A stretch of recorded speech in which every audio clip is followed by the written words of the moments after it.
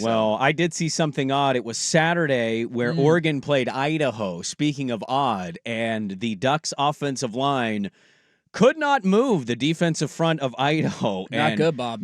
Found themselves in a dogfight late into the fourth quarter. It's one thing to say maybe second quarter, okay, slow start. That's how Ohio State was slow this weekend. Yeah, their score was 17-6 at the half against Akron. Their passing game looked questionable at best. Like, there's a lot of takeaways from week one, whether it's rust or worry. I don't know where fans for different programs lie.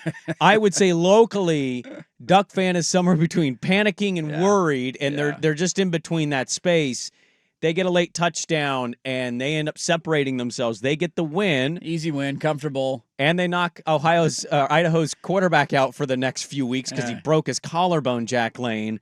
But Idaho giving a scare into the Ducks, who were 40-plus point favorites. I did not see that coming. Look, I'm just glad it only took 1 week, and now I can get back to the nobody's giving us a chance, man. Everybody's counting us out. We barely beat Idaho. Where all those national championship picks going to go after 1 week of the season? You're ranked number 3 according to Greg McMurphy. Wait until the AP poll comes out later, because they will tumble in the AP poll, and rightfully so. We usually will do the dirty poll on Tuesdays, but we have too much to get to today, so I'll hold the dirty poll for tomorrow. It's a weird Tuesday, Monday show. It's a very weird, we got too much, and there's not enough time to get to all of it. I would label the feeling right now as it's like there's a massive panic button that you could press.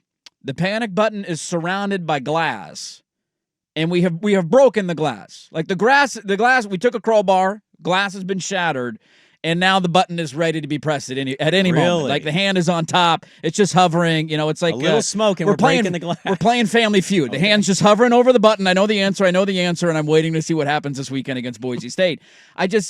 My mind is a jumbled mess right now, buddy. It's a jumbled mess. They barely beat Idaho.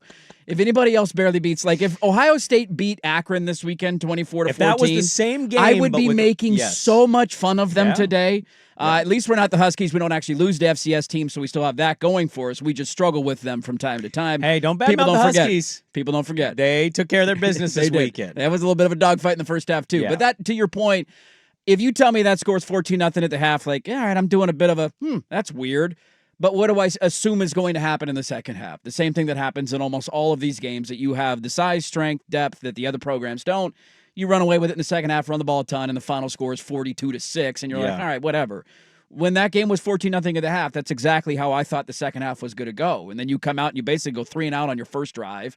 Then you have these weird fourth down calls where you're faking punts, and then your fullback is tripping up your pulling guard, and you can't pick up a first down. Yeah. Like, what the hell is that? I'm stuck somewhere between the legitimate worry about an issue that I have brought up for weeks. We literally did a segment a week ago in which I asked the question on our show, should I be concerned about Oregon's offensive line? They refuse to name a starting center, and their guard who they brought in to plug that big hole is not going to be playing. Now, it sounds like he might be back this week against Boise, so that's a good place to start at least in improving. But I have been raising this concern. We literally did go look at the podcast from last Tuesday. I did this segment. I'm a little concerned about Oregon's offensive line. Did I think it was going to rear its ugly head in week 1 against the mighty Vandals of Idaho? No, not in a million years did I see that coming. So I think there's a balance of, if you're struggling to move the line of scrimmage against Idaho, Bedford maybe improves it slightly, but that's an issue, dude. And if that's an issue, it's going to be a glaring problem for them all season. While also, I think the more optimistic take is that this is a team with, 1, a lot of new faces, and 2, there's a reason that the phrase rat poison is out there. Like, they have been told all offseason, you're going to win a national championship, you're one of the best programs. Dan Lanning has been more talked about arguably than any other coach in the sport this offseason. Like, they have had a spotlight on them and have had smoke blown up their butt like they have never had before. Yeah. And I think the ultimate optimistic take is that if Oregon ends up being the team that many people thought they could be at the start of the year, this could serve as you dumbass. You can't just show up and beat everybody just by showing up and playing the game. You got to bring it, and we'll see if they do it this Saturday. Well, but also the coach brought on some of that smoke. Oh, he definitely did. You show up to Big Ten Media Day, and you talk about we're the team out west, and we're this, and we're that, and you got a floating duck in a river. Like, those, it's not that Oregon didn't bring any of that onto themselves. They certainly know how to market their program and get people to talk about them. And so it's kind of this weird combination where I know you, who have been rooting for this team for a very long time, there's a little bit of uncomfortableness when it's like, hey, Oregon's the best team. And you're like, oh, I mean, can we, but also they kind of throw it out there in people's they definitely faces. do. Big Ten fans were probably taking a lot of delight in watching them struggle against Idaho. Yeah. I'm not versed enough to really explain what I saw. I just tell you, watching it didn't make any sense to my brain. No. The talent gap between what that offensive line is, whether they're new or not, and Idaho, it should not have been what it was. No. And now I know that, sack yardage and all that's accumulated into this, but a 2.9 yard average it's pretty awful. Jordan James had a good game. Jordan James was their thing, and Yep. whenever Noah Whittington got in, for some reason, it just crumbled for him. And so we'll see how much do they rely on Jordan more versus splitting those reps up the way they did this week. The offensive line health is obvious concern. Also, this is not him. This was an offensive line problem. Their defense was just fine. Mm-hmm. They got tricked on one trick play, didn't execute it properly, and they got burned for it. Largely, their defense was not an issue for them. And the offense kept handing them short fields because they kept failing 4th downs in the third quarter. Yeah, and that was yes. That was the other thing, was a little bit of a wonky play calling thing. The offensive line clearly had their problems. His numbers don't show it per se, but there is a different vibe with Gabriel than there was Nick's. And Nick's got this dinking and the dunking label last year, and it became like an argument with people. A lot of dinking and dunking. Now, a ton. I think some of that comes from not having a run game, so it's like, we got to get 4 yards here or 3 yards here, help ourselves for second and mid or whatever. But I'm kind of curious to see going forward, when your explosive plays are taking away, is this a passing attack if your run game doesn't get a whole lot better? And that's a big if. Is that something that's going to beat elite teams, good teams that are bordering on elite, the Michigans of the world, where I don't know where to place them yet? That's what I'm wondering. And he's shorter, so it's like it feels like he's holding on to the ball a little bit longer. It's just 1 week, but the offensive line having their problems paired with what I saw and his numbers, they look good on paper.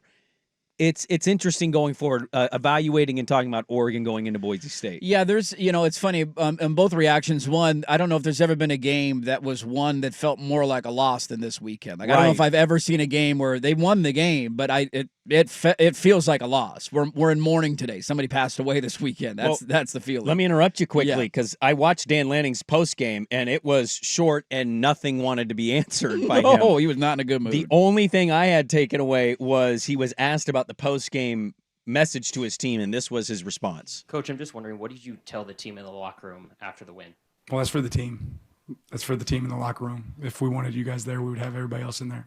There's areas for improvement for us right now. You celebrate wins in our program when that happens, but there's some areas for improvement. And his face looked like, I have the power of 1,000 suns right now. I'm pissed. I'm going to go wring somebody's neck, dude. He was not happy after Imagine that post-game talk was not fun. And rightfully so. But it felt like it was a win that felt like a loss, and I felt like Gabriel was somewhat similar, where his numbers, if you didn't watch the game, you look at the box score, he's 41 of 49, 380 yards, 2 touchdowns, no picks. That if you thought that was an elite performance, you didn't really watch the game. Now, it wasn't his fault. Their offensive line was the primary concern. He was sacked a couple of times, one of them a strip sack. Like, you look at the end of that first half, they had a play they were up 7-0 at the time.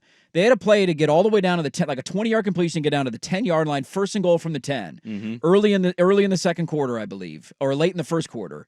And instead of that completion standing and having a 1st and 10 at the 10, first and goal at the 10, they called Johnny Cornelius for a formation issue because he was lined up too far off the line of scrimmage at right tackle. I've never seen that called in my years of watching college football. So you went from 1st and 10 from the 10 to 1st and 15. Then they called a tunnel screen that lost 6 yards. And you just went from an easy touchdown drive to all of a sudden it was 2nd and 23 from like the 38-yard line. And then you have to settle for a field goal. Yeah. And then you get down there again. Okay, it's 14-0. You score on your next drive. The next drive before half, they're driving out 1st and 10 from the 22-yard line. They're going in to score to make it 21-0. All right, it's not great. You should be up by more than that, but 21-0 at the half's nothing to, that's okay. It's serviceable. You're breathing a sigh. You're breathing like, okay, now all right, we blow him out. It'll be okay. We'll get the ball to start the second half. Yeah. And Dylan Gabriel has a blindside sack, and he fumbles the ball, and you turn it over. And it's like that game was legitimately 3 plays away from being 28-0 at the half, and it's funny how different we would be talking about it, although the offensive line would still be the primary concern. Dylan Gabriel, It was a ton of underneath stuff. I don't know how much of that is just what he's comfortable with at this point, how much of that is what they were calling. They really only took one deep shot in the game, and it happened on the first drive of the game. They took a deep shot to Evan Stewart. He overthrew him by about a half a yard, and he almost caught it in the end zone. They still scored on that drive. But outside of that, he had one corner out. He hit Kyle Casper on, who made a nice catch on a third down. That was about a 20-yard completion, but there was nothing else that was even attempted that was over 50. It was just slant, hitch, out, slant, hit, swing pass, or here, dump it down to my safety valve, the back, leaving the backfield. Nothing downfield. And so, again, it's hard to get a read in week one. How much of that is what is going to be Gabriel, what he does all year? How much of that is Will Stein saying, dude, we're playing Idaho. We're not taking a bunch of shots down the field. Right. It's just really hard to get a read because you did not, watching that game, it was hard to compute with your brain what your eyes were seeing.